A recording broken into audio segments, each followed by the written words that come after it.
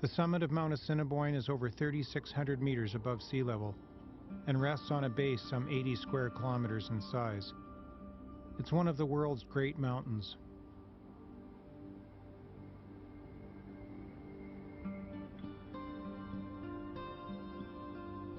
At the turn of the 20th century, it was known as the Matterhorn of the Rockies. It shared a striking resemblance to the icon of the Swiss Alps, and it had gained a similar reputation of being unclimbable.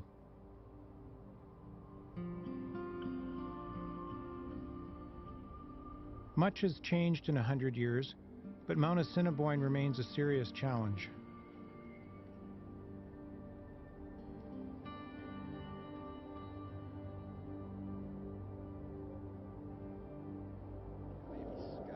I imagine the early mountaineers sharing the feelings of mountain guide Barry Blanchard and climber Bonny Hamilton.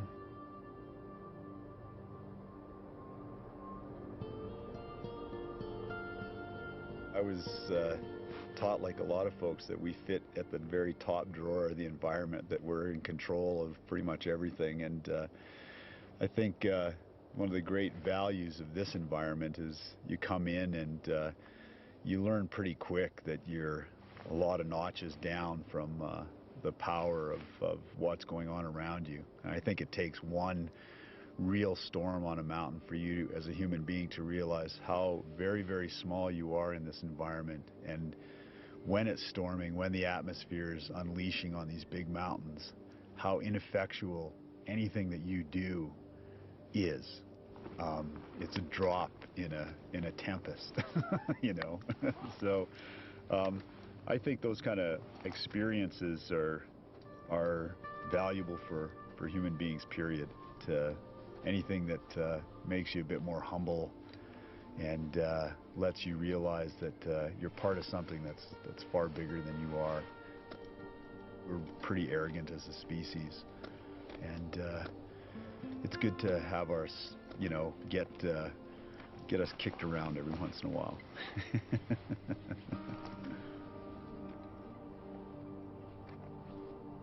I think about it every time I go out. Definitely it's in the back of my mind. Being a mom is a big responsibility, and I take it very seriously. But I need to do my own thing and have some adventure and some excitement in my life, and this is what I love to do, and I think it makes me a better mom. It's what makes me happy, is being up here in the mountains. The thrill of it all, and the adventure, and going out and doing these things and not knowing what the outcome will be. Continuing the long tradition of mountain filmmaking in the Rockies, we've waited patiently for clearing weather to climb Mount Assiniboine. We spend our first day checking out our gear and scrambling to warm up for the challenge ahead. Pat Morrow and his assistant Roger DeBear are operating second camera on this shoot. Pat is truly a modern explorer. I've long admired his camera work on the world's highest peaks. The Rockies, for me, were a perfect training ground to learn how to keep myself and my camera alive in a hostile mountain environment. And I've been able to apply the many lessons that the Rockies have taught me on expeditions to most of the other great ranges of the world. What I'm after is the personal experience of being there to witness that event, or to witness that beautiful scene. And the photography and filmmaking really is a byproduct for me. You know, if the picture turns out and people are excited about it, you know, because it communicates to them, then I'm really pleased with that. But I keep telling people these photographs or this film footage can only represent a single dimension of the mountain experience. In order to get that total experience, you have to go there yourself to witness it. So I'm only the messenger.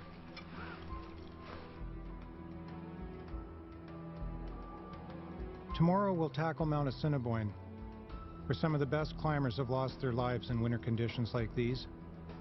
We'll start well before daybreak, but even then, we'll be hard-pressed to reach the summit and return before nightfall.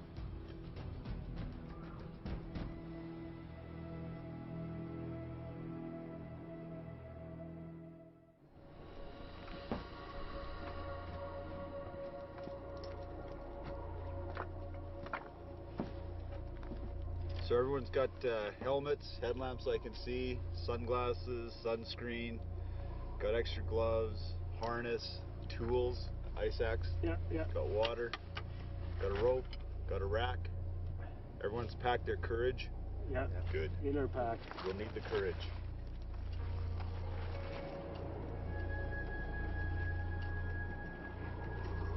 We're attempting an ascent of Assiniboine's North Ridge. Frigid air bites our nostrils. Darkness amplifies the sound of strong winds higher on the mountain. Everyone's quiet, anticipating the long climb ahead.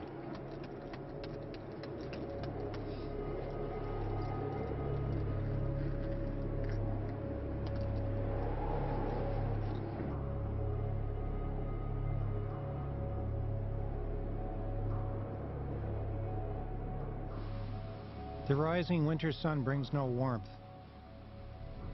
and the multicolored dawn warns of unstable weather.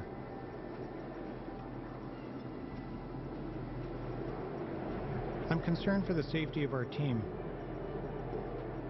Pacific storms have recently layered the mountain with fresh snow, and prevailing westerly winds have cross-loaded the North Ridge, creating dangerous wind slab avalanche conditions.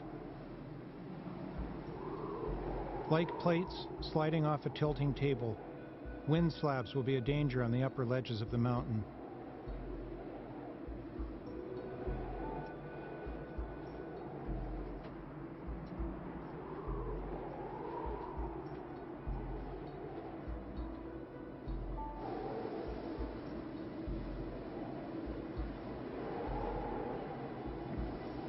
People often ask you what's it like to be up on these big mountains when a storm's breaking loose, or to do some of the harder routes, and it really is like a small lifetime. It's just so rich and intense and alert and alive and in the moment.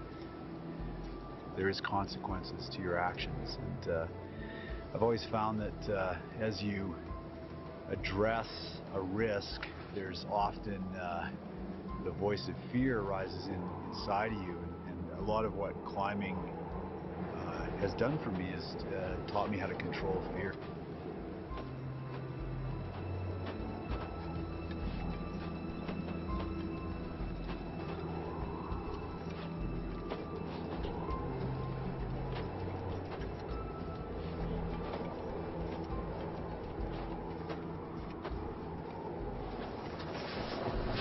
So with this wind, it's going to be cold enough to get frostbitten here, so we'll have to keep an eye on each other, especially our faces. Okay. It'll be real easy to get a blanched nose or blanched cheeks, and that's the first sign of blood leaving the skin, and then the skin will start to freeze. So if you see that on me, let me know, and I'll do the same for you.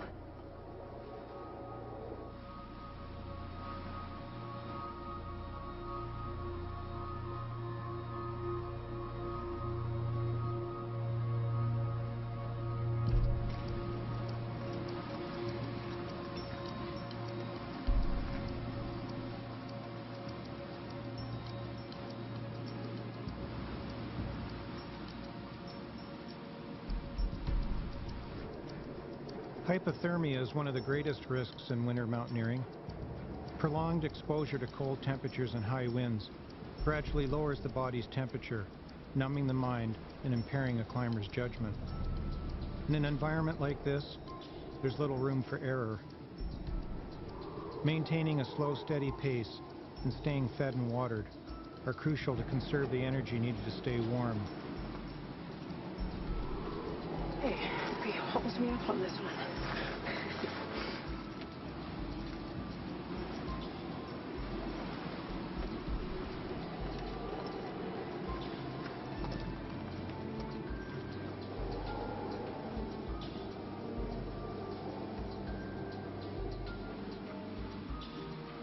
The earliest mountaineers would never have considered climbing Mount Assiniboine in conditions like these. They were more than tough enough, but they lacked the technical gear and winter climbing experience to survive up here.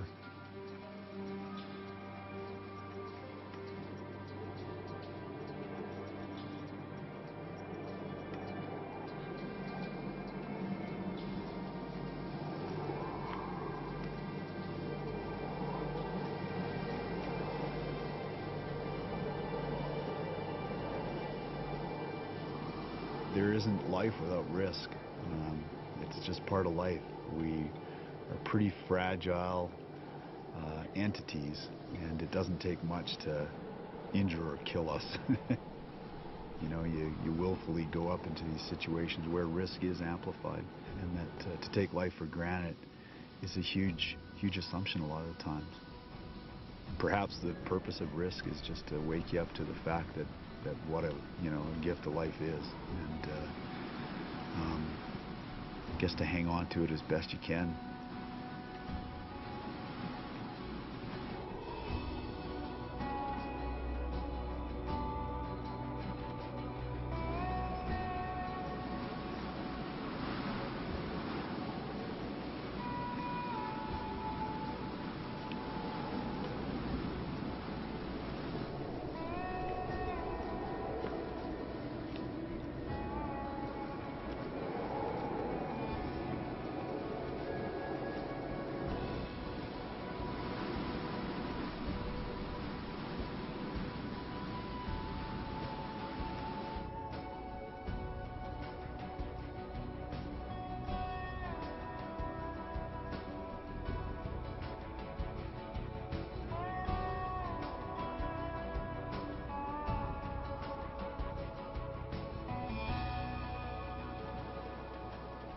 We never actually conquer a mountain. We essentially survive, and by the grace of the gods come back home again.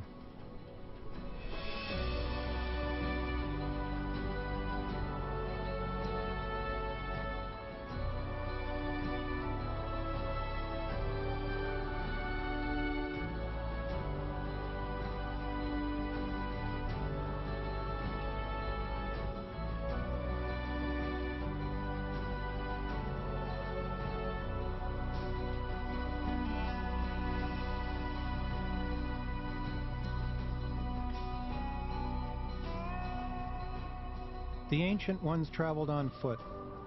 200 years ago, a few fur traders arrived on horseback. In 1901, the first mountaineers stood on this summit. Then, with the railway and automobile, inroads to the wilderness began in earnest. Now, big industry competes with recreation to profit from these mountains. And the gods in their infinite patience continue to grace us. But for how long?